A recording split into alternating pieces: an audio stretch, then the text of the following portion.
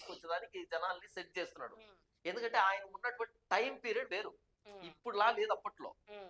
అప్పట్లో అంటే ఒక సాక్షి టైంని బట్టి అట్లా క్రియేట్ చేసిండు. ఆ టైంను బట్టి వీళ్ళని బయటికి తీసుకురావడానికి ఆయనకొచ్చిన ఆలోచన అది అలా చేశాడాయన. అయితే అది రాను రాను రాను ఏమైందంటే అదొక పద్ధతి అయిపోయింది. అదొక ఆచారం అయిపోయింది. ఆయన చేత్తో రాసింది ఎందుకు రాశాడు? తక్కువ మంది ఉన్నారు కాబట్టి.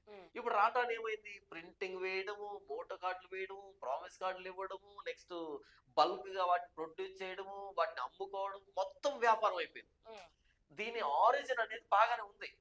ఆ రోజు పరిస్థితి బాగానే ఉంది. అయితే రాను రాను ఏమైపోయింది? అది బిజినెస్ అయిపోయింది. రాను రాను అదొక నమ్మకం అయిపోయింది. అదొక పద్ధతి అయిపోయింది. ఎప్పుడైతే ఈ బాక్సింగ్ ఫెలోషిప్ వాళ్ళు 31st నైట్ ఇలా చేస్తున్నారో మిగతా వాళ్ళు చూసారు. మిగతా వాళ్ళు అప్పుడు ఏం చేసేవాళ్ళు? 31st నైట్ అంటే నిద్రపోయేవాళ్ళు. పట్టించుకున్నారు కదా ఎవరు. అయితే వీళ్ళు ఏం చేస్తున్నారు? ఆ రోజు రాత్రి అంతా మేలుకోవడం, అర్లీ మార్నింగ్ ఆ పేపర్లు తీసుకోవడం, ఆ వాగ్దానం పేరుతో తీసుకోవడం, ఇది నాది ఇది నాదని ఫీల్ కావడం పక్కన వాళ్ళు చూసారు. అప్పుడు ఏమైందంటే మిగతా డినామినేషన్ వాళ్ళు నిద్రపోతున్నారు. వీళ్ళు మాత్రమే 31st నైట్ మేలుకుంటున్నారు. ఈ డినామినేషన్ ఉన్న వాళ్ళు ఏం చేస్తారంటే సర్లే మిగతా జనం ఇక్కడికే వద్దాం, కాకపోతే ఈ రోజు అక్కడికి వెళ్దాం అనేటట్టుగా అక్కడికి రావడం స్టార్ట్ చేశారు. అయితే మీరు చూస్తే బాక్సింగ్ ఫెలోషిప్ లో ఉన్న పద్ధతులకి మిగతా డినామినేషన్ పద్ధతులకి చాలా తేడా ఉంటుంది. బాక్సింగ్ ఫెలోషిప్ లో మీరు చూస్తే చాలా ప్రశాంతమైన వాతావరణం ఉంటుంది.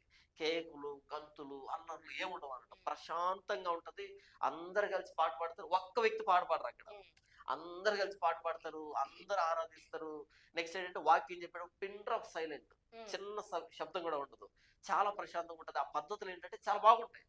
కాబట్టి వీళ్ళు అక్కడికి వెళ్ళి వాటిని చూసి అరే ఇది బాగుంది కదా మాకంటే అనేటువంటి తేడా అబ్జర్వ్ చేయడం స్టార్ట్ చేశారు. అప్పుడు వీళ్ళు ఏం చేశారు? మిగతా వాళ్ళు వీళ్ళని అక్కడికి పోనివ్వకుండా చేయాలి, అదేదో మనమే ఇద్దాం అనేటట్టుగా దాన్ని పట్టుకొచ్చి వీళ్ళు కూడా ఇవ్వడం స్టార్ట్ చేశారు.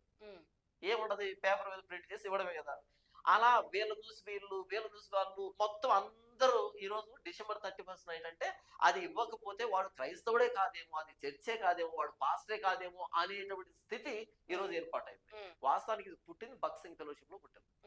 దాని ఉద్దేశం వేరు, కానీ ఈరోజు దాని ఉద్దేశం మార్చుకుని అది బిజినెస్ గాను లేకపోతే మూఢ నమ్మకం గాను మూఢ ఆచారంగాను పరిణమించింది. ఇది బాధాకరమైన విషయం.